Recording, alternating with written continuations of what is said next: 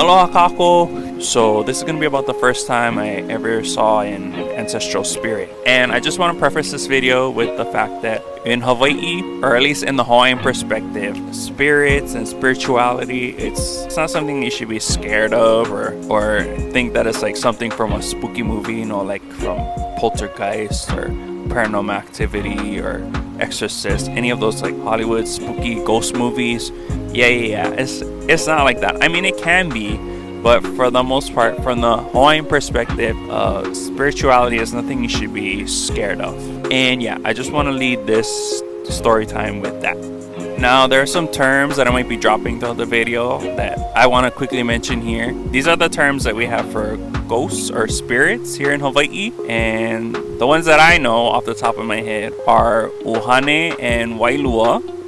And both of those can be used to mean spirit. I forget who told me this, but one person told me that wailua is the spirit that's within the body. So we all have the wailua. And then when it's outside of our body, it's known as the uhane. Okay. And then the last term that I'm familiar with is lapu. And those are like just like the regular ghosts who are kind of still here on this earthly plane that are roaming around because they never moved on to the next realm. So there's the wailua that's within us, and then there's the uhane, the ancestral spirits, and then there are the lapu, the spirits who are just roaming around here on earth.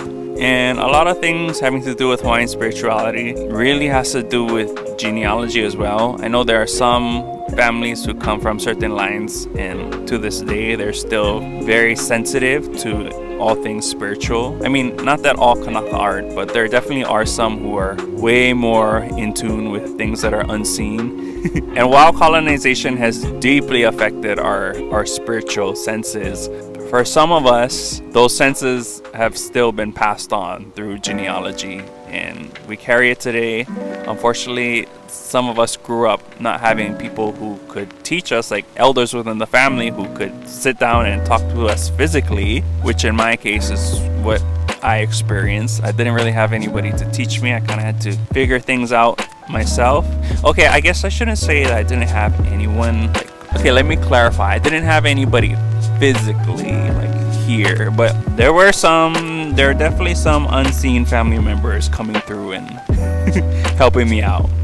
Yeah, I'll leave it at that. And it'll actually lead into the man in the hallway story that I started talking about in season 1, and thanks to some what should we call them? I call them my little hoe friends.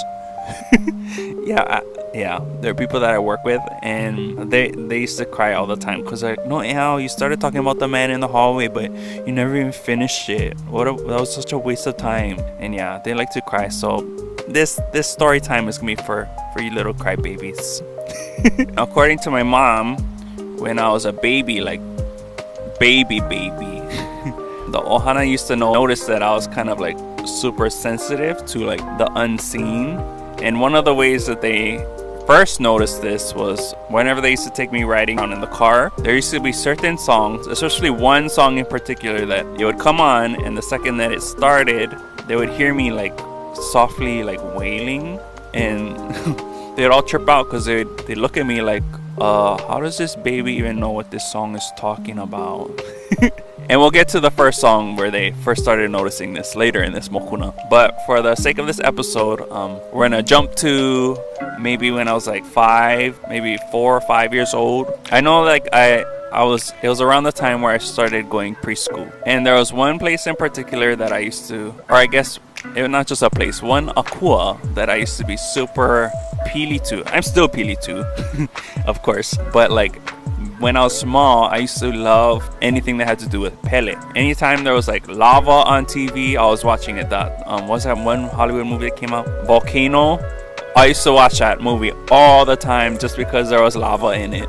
And then I was also one of those weirdo kids who, whenever we were at the library, one of the videos I used to get, other than Michael and Janet Jackson, was those volcano scape videos. Yeah, the ones that was literally just footage of the lava flow. Yeah, I could literally sit there and just watch lava.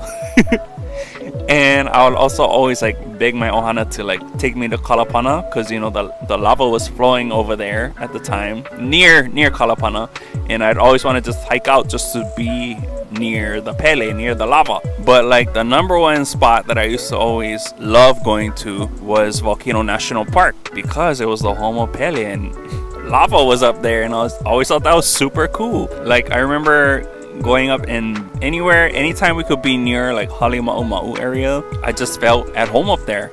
Like I don't know how to explain it. It just felt good. Like you could literally just leave me there and I could just cruise near the crater and I'd be fine. I didn't need anything else to entertain me. I could just sit there and watch. So one of these visits up to Volcano National Park, my dad took us up there, and I remember we visited the crater, and then after that we were wandering around on one of these trails, because there's lots of trails to go hiking up there. And I remember my ohana, they were kind of ahead of me, and I was kind of just like doing my own thing in the forest. And then I remember this Hawaiian guy and a model came out like from like the trees, and there was this old Hawaiian guy. He was wearing a white model, and he didn't really have much hair on his head, but he had like a long white beard. And I remember like we were kind of playing hide and seek, because like he was like popping out from behind the trees, and then I'd run to another tree. Yeah, it was like he was playing with me, and it was fun. And then I remember my ohana was calling for me, so I was looking over to where they were at so I could see where they were. And then when I looked back at my friend, he was gone, and that kind of spooked me out. So I remember running over to my ohana, and I don't think I told them anything because I didn't really understand what just happened. And then next thing I know, we're sitting on a bench eating lunch. I think I had Lunchables, good old Lunchables. And yeah, I think I tried like talking to my family about it, but I think they kind of just dismissed it, like, oh, it's just one of your invisible imaginary friends. And then I actually forgot about this moment until like maybe when I was in college, because I was talking about spirits with a friend, and then the memory came back, and I was like, oh my god. For a long time I thought it was a dream, but then no it happened. And yeah, that was the first time I ever seen an uhane, like an ancestral spirit. And I know that it was an ancestral spirit because I remember that feeling when I was playing with them. It literally felt like family. Like I just felt safe and somebody I could just have fun with, and I just felt super comfortable with him, kind of like I already knew who he was. So yeah, he definitely wasn't a lapu or one of those wandering spirits. No.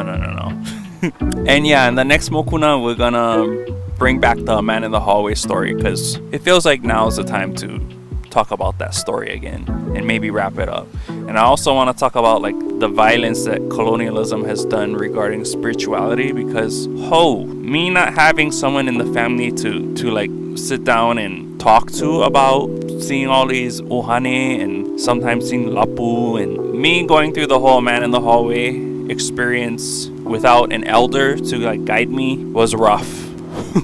Yeah, there was lots of fighting, like in-house fighting between me and family members, because they were conditioned to just not talk about spirits anymore. They're like, no, people's gonna think we're crazy, just don't talk about it. And yeah, there's just lots of kaumaha stories I have in regards to trying to learn about it, and then dealing with a family who was super disconnected, and they just were not about Hawaiian spirituality. They're very like just pray to Jesus. But yeah, we'll get into all that fun stuff later.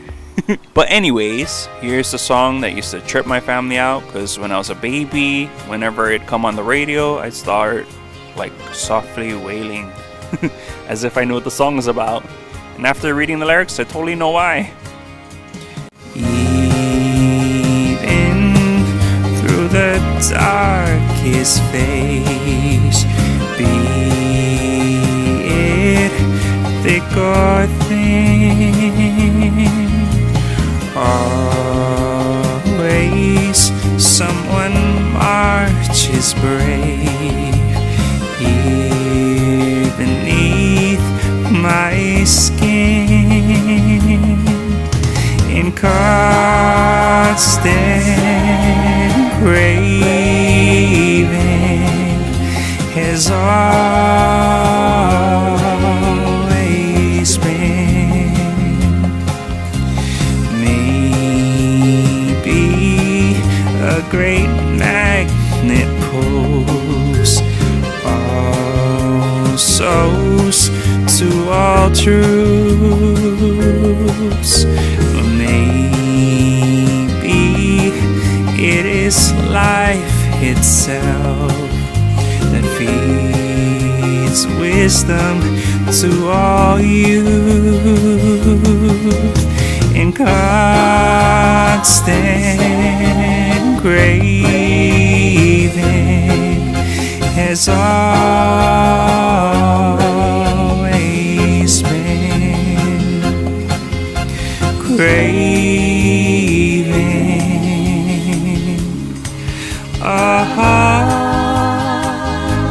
Constant craving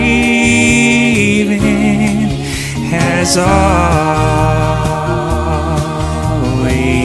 been, has always